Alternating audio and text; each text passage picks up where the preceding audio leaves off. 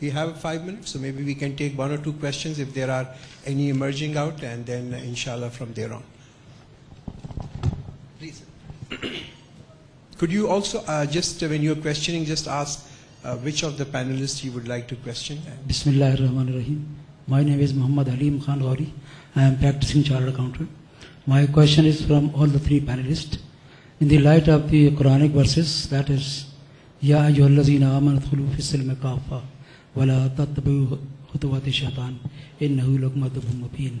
Do you think that our banking system is in line with the Islamic concept? And if not, then what is the answer of that? Okay, why? There was, an occasion. I mean, I would give an analogy here. Allah subhanahu wa ta'ala says in Holy Quran, "Aqim as-salat li dhikri." Allah subhanahu wa ta'ala says that, pray for my remembrance. And a person, I mean, this is a common problem. All of us, mashallah, try to pray 5 times a day and keep our focus on Allah subhanahu wa ta'ala.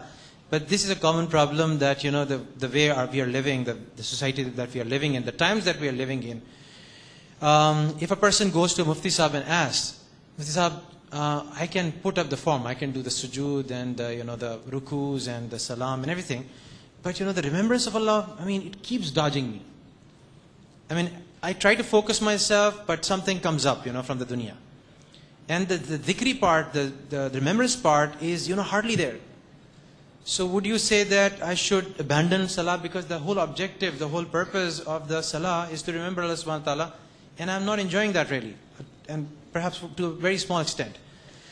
So the Mufti Sahib would answer, and this would be a consensus fatwa, that you have to keep trying for that remembrance and that spirit, but you cannot abandon the practice of that form that you are doing right now. I cannot give you the fatwa that until you get that remembrance and that spirit and the true substance of salah, until then you can go free loafing, free riding around. So it's incumbent upon us. I mean, it would be an ideal situation. One time, there was a Sahabi Prophet ﷺ, Hazrat Huzaifa radiallahu anhu. He was known as the secret keeper of the Prophet ﷺ. He was once asked, he actually once asked the Prophet ﷺ, would there be a time when the Islam would be victorious and everything would be right and Islam would prevail? And the Prophet ﷺ answered that yes, there would be a time. But there was one disclaimer that Prophet ﷺ made. And the disclaimer was that the Prophet ﷺ said that the hearts wouldn't be the same. Hearts wouldn't be the same.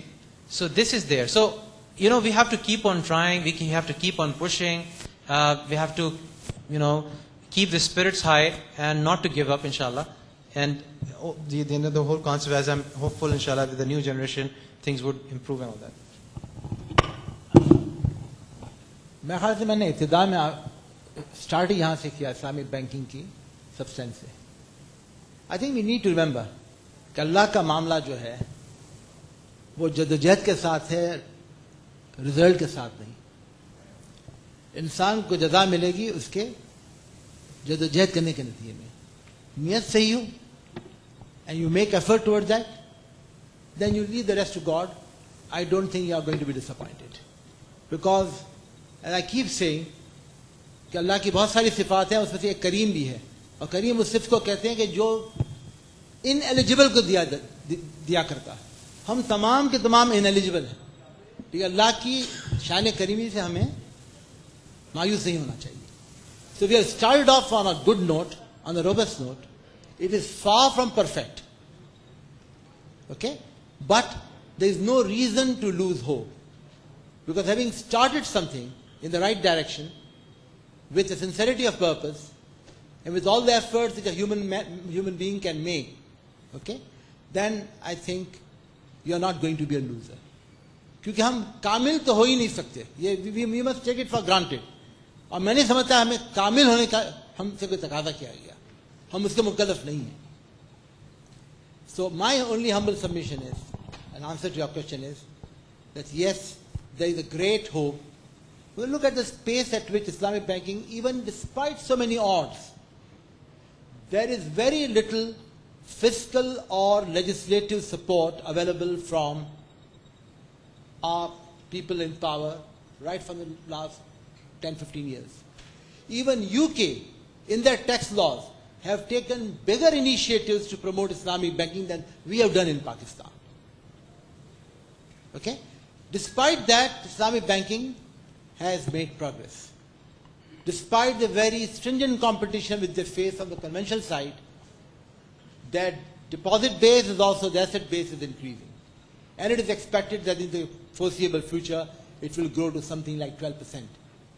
So I am always optimistic about it, that if you have your goals set with sincerity of purpose, you have reasonable efforts made towards that, inshallah you get made it. Right. Is there any other question? Yes. To Ibrahim Siddharth Sahab, coming back to our profession, how you are taking care of the Sharia compliant standards towards the auditing? Do we have the people, or you are going to prescribe the special syllabi for that? Because our auditing, which we are doing in a different framework. I think it's a very practical question, and I've got a partner and a colleague sitting here in the audience. If I speak more about it, but it will like indulging into a marketing campaign under the auspices of the ICAP Golden Jubilee celebrations. But let me tell you that there are firms who have dedicated resources, okay, to carry out Sharia compliance review. Sharia audit under the auspices of State Bank of Pakistan is not yet compulsory. I serve on the State Bank of Pakistan's Sharia board.